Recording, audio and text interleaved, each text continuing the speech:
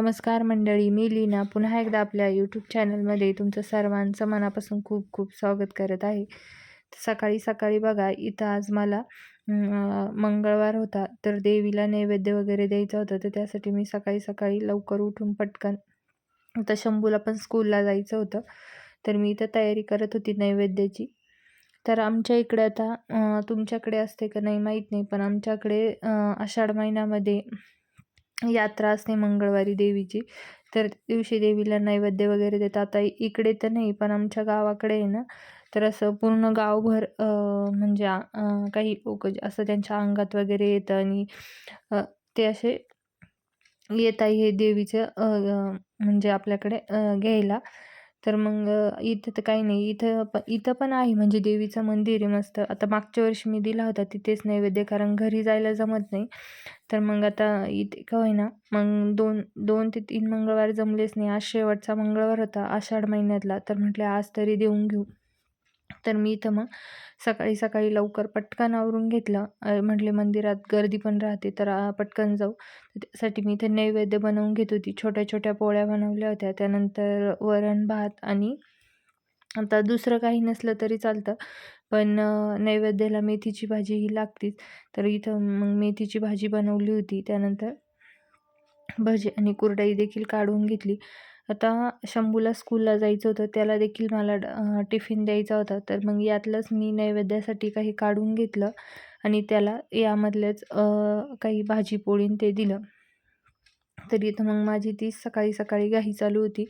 काही तयारी मी अगोदरच म्हणजे कालच करून ठेवली होती. आता सकाळी लवकर अंघोळ वगैरे करून घेतली, घर वगैरे झाडून साफसफाई केली आणि त्यानंतर लगेच स्वयंपाकाला लागली होती इथं. आता स्वयंपाक माझा पूर्ण झाला होता. शंभू देखील स्कूलला गेला होता. तर म्हटले आता नैवेद्याची थाळी जी आहे ती भरून घेऊ. तर मी 11 नैवेद्य जे आहे ते भरून घेतले होते आणि एक घरच्या जे देव आहे त्यांना देखील एक ठेवला होता. तर इथे मी तीच थाळी वगैरे भरून घेत होती. बाकी घरातले कामं, कपडे वगैरे बाकी होते माझे धुवायचे. पण म्हटले तिथून आल्यावर धुता येईल. कपडेच बाकी फक्त. मग आता शंभू देखील स्कूलला गेला होता. तो येईपर्यंत म्हटलं जाऊन येऊ. तर मग इथे मी आता नैवेद्याची थाळी जी आहे ती भरून घेत होती. छोट्या छोट्या ज्या पोळ्या बनवल्या होत्या, त्यावर वरण, भात, त्यानंतर मेथीची जी भाजी आहे ती आणि आपलं जे भजे आणि कुरडई काढली ते ठेवत होती. आता इथं गोड म्हणून गुळाचा काढा देखील ठेवलेला होता. कारण गोड काही बनवण्यापेक्षा मग गूळ देखील ठेवला तरी चालतो. आता अशी थाळी वगैरे भरून घेतली. आता पाणी देखील म्हटले घेऊन घेऊ. मंदिर खूप मस्त आहे, तिथं सर्वच आहे म्हणजे. आता तुम्हाला पुढे समजेलच. तर पाणी एका बॉटलमध्ये भरून घेतलं होतं. त्यानंतर दिवा, अगरबत्ती आणि आपलं जे पंचफळ होतं हळदी कुंकाचं, ते देखील घेतलेलं होतं. तर म्हटले तिथं पूजाला वगैरे लागतं, तर तिथं पण असतं, पण आपलं घरचं नेलेलं बरं असतं. त्यानंतर तिथं म्हणजे म्हसोबाचं देखील मंदिर आहे. आता तुम्ही तुमच्याकडे काय नाव आहे ते मला माहीत नाही. आता आमच्याकडे जसं चालीरीती आहे, तर त्या पद्धतीनेच मी म्हणते आहे. तुम्हाला जरी वेगळं ऐकायला वाटत असेल तरी. आता तिथं त्याच्यासाठी देखील दही भात वेगळा घेतला होता वाटीमध्ये. कारण त्यांना म्हणजे त्या देवाला दही भातच लागतो. म्हणजे हा पण नैवेद्य देतात, पण दही भात पण महत्त्वाचा असतो. तर मग दही भात देखील घेऊन घेतला होता. तर इथं सर्व जी थाळी ती मी भरून घेत होती. आणि आज मला म्हणजे हे कामं करायला वेळ झाला, तर मग मी आज आहोंला देवपूजा करायला लावली होती. कारण म्हटले तुम्ही करून घ्या, कारण उशीर होऊन जाईल. आता आज व्हायचं मग आपण बाहेरचे देव बघायचं आणि घरचे देव तसेच. तर म्हटले अगोदर घरची पण देवपूजा करून घ्या. तर मग मी त्यांना देवपूजा करायला लावली होती आणि मी जे आहे स्वयंपाक वगैरे सर्व आवरून घेतला होता. आता उद्यापासून म्हणजे उद्याची अमावस्या आणि अमावस्या झाली, आता लगेचच श्रावण लागेल. तर उद्याची जी अमावस्या आहे ती दीप अमावस्या आहे. तर आता ती झाल्यानंतर श्रावण लागेल. तर मग आज शेवटचाच मंगळवार होता. आता इथं पूजा वगैरे करून घेत होती. आता मी सर्व नैवेद्य वगैरे भरून आणि लगेचच आम्ही निघालो. तर एका पिशवीमध्ये बॉटल आणि ते काही पंचपाळ आणि ते घेतलं होतं आणि ताटामध्ये नैवेद्य वगैरे घेऊन घेतलं.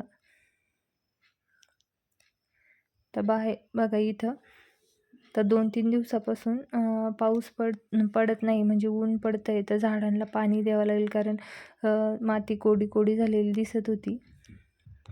तर लगेचच मंदिरात आलो. तर हे बघा ह्या देव्या म्हणजे अशा किती छान, म्हणजे आमच्याकडं अशा देव्या नसतात. तर इथं या मंदिरात डायरेक्ट ज्या 7 देव्या आहे ना, त्या अशा मूर्तीसह आहे मस्त. त्यानंतर हे जे आहे हे म्हसोबा आहे. हे बघा इथं देखील किती छान वाटतंय मस्त. खूप छान मंदिर आहे, कारण मी मागच्या वर्षी पण इथे या मंदिरातच नैवेद्य द्यायला आली होती. आता एक दिवा आहे, मी ज्या फुलवाती तुपाच्या त्याच आणल्या होत्या. एक जो आहे त्या अगोदर ज्या देव्यांना नैवेद्य दिला अगोदर तिथे एक लावला. त्यानंतर इथे एक. आता इथं मंदिर आहे. आता हे मेन मंदिर आहे. बाजूला बघा सर्व देव्यांचे असे फोटो लावले मस्त. लक्ष्मी, वैभव लक्ष्मी, सर्व देव्यांचेच फोटो आहे इथं. आता हे लक्ष्मी आईचं मंदिर म्हणलं जातं. तर बघा मस्त देवीला वगैरे साडी वगैरे छान नेसवलेली होती. आता इथे देखील मस्त पूजा वगैरे करून घेतली आणि इथे देखील नैवेद्य ठेवून घेतला. बघा किती छान मस्त देवीला शृंगार केलाय. आता इथं नैवेद्य दिला आणि तिथं बाजूलाच शंकराचं देखील मंदिर आहे. तिथं नंदीची देखील पूजा वगैरे करून घेतली आणि आतमध्ये आता एवढी गर्दी नव्हती, कारण आम्ही 9-9:30लाच आलो होतो, त्यामुळे जास्त गर्दी नव्हती. आता इकडं म्हणजे मध्ये आतमध्ये पिंडीजवळ नैवेद्य ठेवायला जागा वगैरे काही नाही. फक्त आपलं जे नंदी आहे, नंदीजवळच नैवेद्य ठेवायचं आहे. तर आतमध्ये मी पण पिंडाची फक्त पूजा वगैरे करून घेतली. बाहेर नंदीला नैवेद्य वगैरे ठेवलं. तर मस्त पूजा वगैरे झाली. आता घरी आलो होतो, तर मला इथं आहे ना गहू जे आहे, म्हणजे दळण संपलेलं नव्हतं पण नीट करून घ्यायचं होतं. मी चाळून घेते म्हटले आता, कारण त्यामध्ये खूप कवड्या होत्या. तर इथं मी ते गहू जे आहे ते चाळून घेत होती. आता 2-3 दिवसापासून ऊन पडतंय, तर म्हटले थोडेसे उन्हात पण ठेवू. कारण थोडंसं एखादा अर्ध थोडीशी असं बादड लागल्यासारखं वाटत होतं. म्हटले मग साफ करून चाळून वगैरे निसून ठेवू, कारण घाई गडबडीत बरं पडतं. तर मग आता माझं तेच गहू चाळायचं काम चालू होतं आणि शंभू देखील क्लासवरून आला होता. त्याचं देखील साईडला अभ्यास करायचं काम चालू होतं.